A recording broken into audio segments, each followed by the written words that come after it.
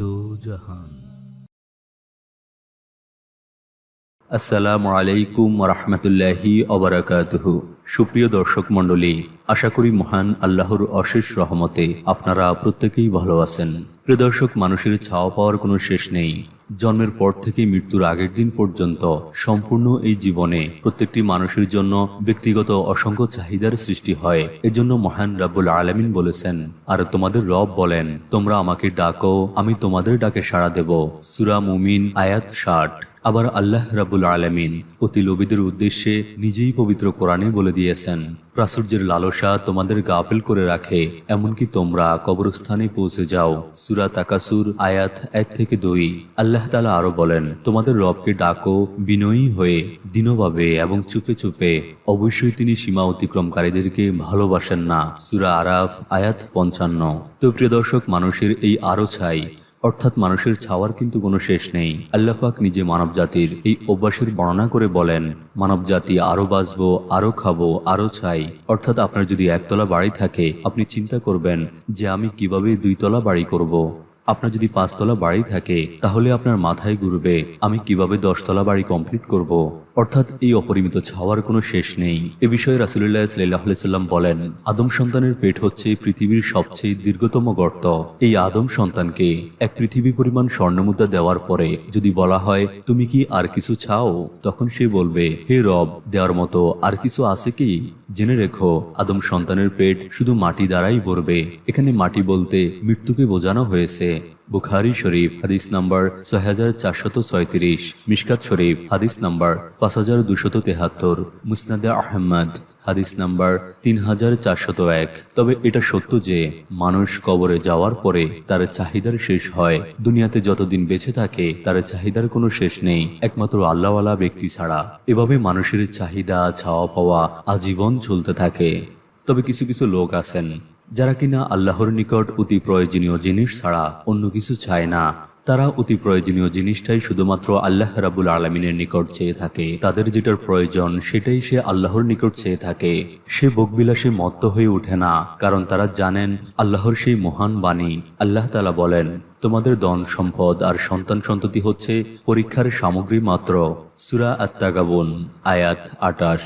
সুপ্রিয় দর্শক শ্রোতা, রাব্বুল আলামিন দুনিয়া এবং আখিরাতে অর্থাৎ দোজাহানের যে কোনো ধরনের চাওয়ার জন্য তার মুখাফিকি হওয়ার উপদেশ দিয়েছেন।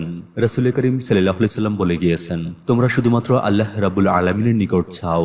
তো প্রিয় দর্শক, দুনিয়াবী জিনিস চাওয়ার ক্ষেত্রে রাব্বুল আলামিনের কোনো নিষেধাজ্ঞা নেই, বরং যে বান্দা তার যে কোনো প্রয়োজনে আল্লাহর শরণাপন্ন হয় না, আল্লাহ তার উপর সন্তুষ্ট হয় না, আল্লাহ তাদের উপর অসন্তুষ্ট হন। রাব্বুল আলামিন অত্যন্ত পছন্দ করেন যে বান্দা দুনিয়াবী এবং আখিরাতের অর্থাৎ দোজাহানের যে কোনো চাওয়ার ক্ষেত্রে যেন আল্লাহমুখী হয়। অগণিত গুনাহের পরও আল্লাহর মুখাফিকি হতে বলা হয়েছে। সুনানে তিরমিজি হাদিস নাম্বার 3540। কোনো ব্যক্তি যদি কোনো কিছু চেয়ে সাথে সাথে পেয়ে যায়, তাহলে তার উচিত হবে আল্লাহর শুকরিয়া আদায় করা। আর যদি সাথে সাথে না পায়, তবে তার উচিত ধৈর্য ধারণ করা, সবর করা। কেননা আল্লাহর দরবারে কোনো দোয়াই বিফলে যায় না। হয় আল্লাহ তার সাথে সাথে দিয়ে দেন, অথবা দেরিতে দেন, আর না হয় আল্লাহ বান্দার ধৈর্য পরীক্ষা করে থাকেন, অথবা আখিরাতের জন্য উত্তম কিছু দান করেন। সর্বমুহূর্তে মনে রাখতে হবে, আল্লাহ রাব্বুল আলামিন যে সিদ্ধান্ত নেন সেটি সঠিক এবং সেটি আমাদের জন্য কল্যাণকর। তো প্রিয় দর্শক বৃন্দ, আসুন আমরা আল্লাহর দরবারে ছাই এবং সম্পদের মালিক হই। সুপ্রিয় দর্শক শ্রোতা, আল্লাহ তাআলা এমনটি বলেননি যে তোমরা আমার কাছে চাইলে আমি দিব না, বরং আল্লাহর কাছে যারা চায় এবং যারা আল্লাহর কাছে চাওয়ার মতো চাইতে পারেন এবং সেই চাওয়া অনুযায়ী পরিশ্রম করেন, তাহলে তারাই দুনিয়া এবং আখিরাতে অধিক কল্যাণকামী হয়, তারাই অধিক পরিমাণে লাভবান হয়। আজকে যদি আমরা আরব রাজ্যগুলোর দিকে তাকাই, রাব্বুল আলামিনের কাছে এবং অনেক বেশি মোনাজাতের বরকতে আল্লাহ রাব্বুল আলামিন তাদেরকে অসংখ্য খনিজ সম্পদ দিয়ে পৃথিবীর বুকে অর্থশালী এক জাতিতে পরিণত করেছেন। সুপ্রিয় দর্শক শ্রোতা, আজকে আমরা বিশেষ একটি আমল নিয়ে আলোচনা করব ইনশাআল্লাহ।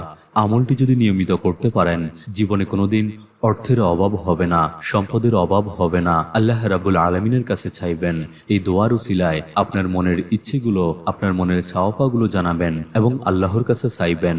ইনশাল্লাহ এই দোয়ার বরকতে আল্লাহ রাব্বুল আলামিন আপনার মনের চাওয়া পাওয়া, আশা আকাঙ্ক্ষা, ইচ্ছা ইত্যাদি আল্লাহ পূরণ করবেন ইনশাল্লাহ। খালেস নিয়তে দোয়াটি পড়ার পূর্বে অবশ্যই বিজোড় সংখ্যায় দুরূদ পড়ে নেবেন। সেটা হতে পারে 1 বার, 3 বার, 7 বার ইত্যাদি। কারণ রাসূলুল্লাহ সাল্লাল্লাহু আলাইহি সাল্লাম বলেছেন, আল্লাহ বিজোড়, তাই তিনি বিজোড়কে পছন্দ করেন। বুখারী শরীফ হাদিস নাম্বার 2736।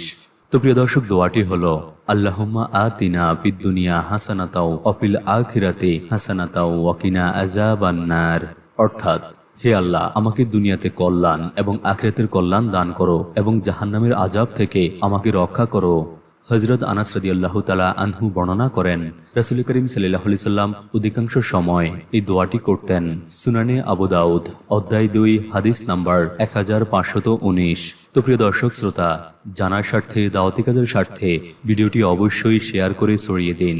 হতে পারে আপনার একটি মাত্র শেয়ারে বহু মানুষ উপকৃত হবে ইনশাআল্লাহ। যারা এই প্রথমবার আমাদের ভিডিওগুলো দেখছেন, অনুগ্রহ করে আমাদের চ্যানেলটি সাবস্ক্রাইব করে রাখবেন এবং পাশে থাকা নোটিফিকেশন বেলটি অন করে দিবেন, যাতে করে আমরা পরবর্তী ভিডিও আপলোড দেওয়ার সাথে সাথে আপনার নিকট সহজেই পৌঁছে যায়। আল্লাহ রাব্বুল আলামিন আমাদের প্রত্যেককেই যেন সুস্থ রাখেন, সুন্দর রাখেন, নিরাপদে রাখেন, এই কামনায় আজকের ভিডিওটি এখানেই সমাপ্তি। আসসালামু আলাইকুম ওয়া রাহমাতুল্লাহি ওয়া বারাকাতুহু। আল্লাহ হাফেজ।